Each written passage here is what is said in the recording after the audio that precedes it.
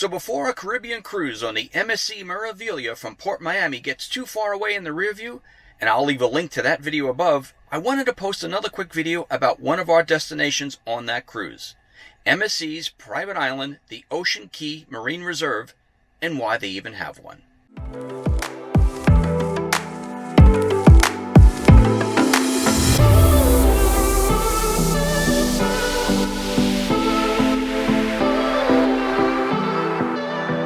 Nowadays, there's a pretty good chance that you'll stop at a private island as your last destination before arriving back at one of Florida's cruise ports.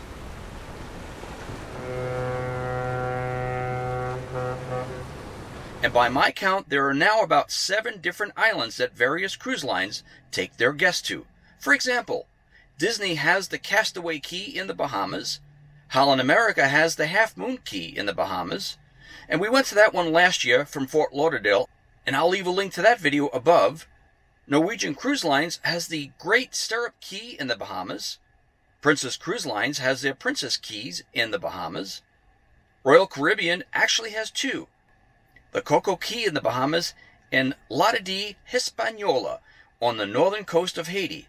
And finally, one of the newest and the one that I'll talk about today, MSC's Ocean Key Marine Reserve in the Bahamas. But before I talk about MSC's private island, did you notice a common theme?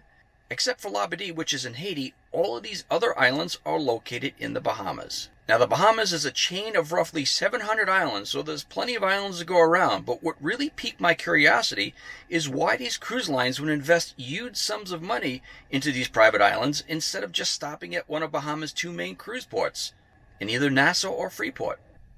Turns out, it's because of a rift between the Bahamian government and the cruise lines themselves. Now, common logic would lead you to believe that the cruise lines are just being cheap and they don't want to pay docking fees for the right to bring passengers in who would ultimately spend their money in the Bahamas. But the truth of the matter is that it's really quite the opposite. Now, what I learned is that the Bahamian government was actually paying the cruise lines. Yep, you heard right. They paid the cruise ships to dock at their ports, and to the tune of about $12 million a year. Now, the logic behind this was because the cruise ships would bring in passengers that would eventually spend their dollars there, which would not only recoup these fees, but would return a nice profit. But however, the Bahamian government discovered that most of these passengers were actually staying on board, as opposed to getting off and spending their money there. Now, I'm not going to get into the reasons why a lot of passengers chose not to disembark in either of the 2 main cruise ports of Nassau or Freeport. But with this incentive still gone, the cruise ships still needed a destination close to Florida, and with 700 islands there, they could literally pick up one relatively cheap. But more importantly, it was a destination that they themselves could control to better serve their passengers.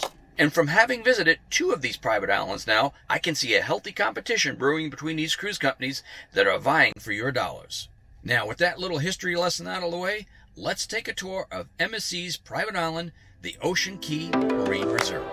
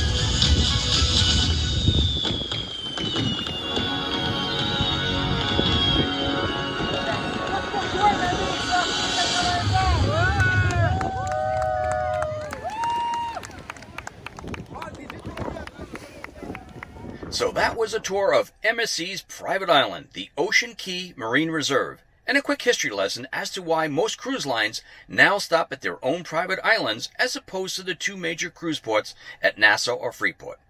Now, if you found this video helpful, please click that like button, and if you haven't already subscribed, please consider doing so.